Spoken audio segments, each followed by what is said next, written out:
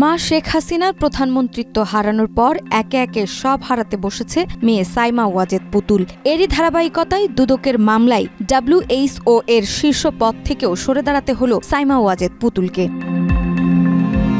বিশ্ব স্বাস্থ্য সংস্থা WHO দক্ষিণ পূর্ব এশিয়া অঞ্চলের আঞ্চলিক পরিচালক হিসেবে দায়িত্ব পালন করছিলেন সাইমা ওয়াজেদ পুতুল। তবে দুদকের দায়ের করা দুটি মামলার কারণে তিনি বিতর্কের মুখে পড়েন। জালিয়াতি, প্রতারণা এবং ক্ষমতার অপব্যবহারের অভিযোগে দায়ের করা মামলাগুলোকে কেন্দ্র করে তার দায়িত্ব পালন নিয়ে আন্তর্জাতিক অঙ্গনেও প্রশ্ন ওঠে।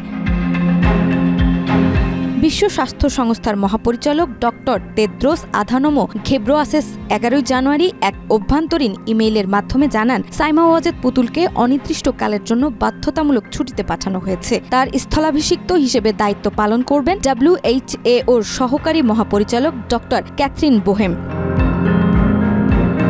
স্বাস্থ্য বিষয়ক আন্তর্জাতিক সংবাদ মাধ্যম হেলথ পলিসি ওয়াচ জানায়, 2025 সালের মার্চ মাসে বাংলাদেশের দুর্নীতি দমন কমিশন পুতুলের বিরুদ্ধে দুটি মামলা করে। সেখানে অভিযোগ করা হয় যে তিনি সরকারি ক্ষমতার অপব্যবহার করে জালিয়াতির মাধ্যমে সুবিধা নিয়েছেন এবং প্রতারণার আশ্রয় নিয়েছেন।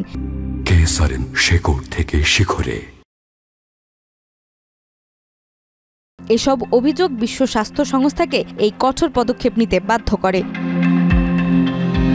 প্রসঙ্গত 2024 সালের জানুয়ারিতে দক্ষিণ পূর্ব এশিয়া অঞ্চলের আঞ্চলিক পরিচালক হিসেবে WHO-তে যোগ দেন পুতুল। তবে শুরু থেকেই তার নিয়োগকে কেন্দ্র করে বিতর্কের সৃষ্টি হয়। অনেকেরই অভিযোগ ছিল তৎকালীন প্রধানমন্ত্রী শেখ হাসিনার রাজনৈতিক ও কূটনৈতিক প্রভাব খাটিয়ে তাকে এই আন্তর্জাতিক পদে বসানো হয়েছে। অবশেষে দুর্নীতির অভিযোগ সেই বিতর্ককে বাস্তবে রূপ দিল। বিশ্ব স্বাস্থ্য সংস্থার মতো আন্তর্জাতিক সংস্থাও দুর্নীতির বিরুদ্ধে জিরো টলারেন্স নীতিতে অটল থাকায় বার্তা দিল পুতুলকে ছুটি পাঠিয়ে। নাজমা, মাই টিভি।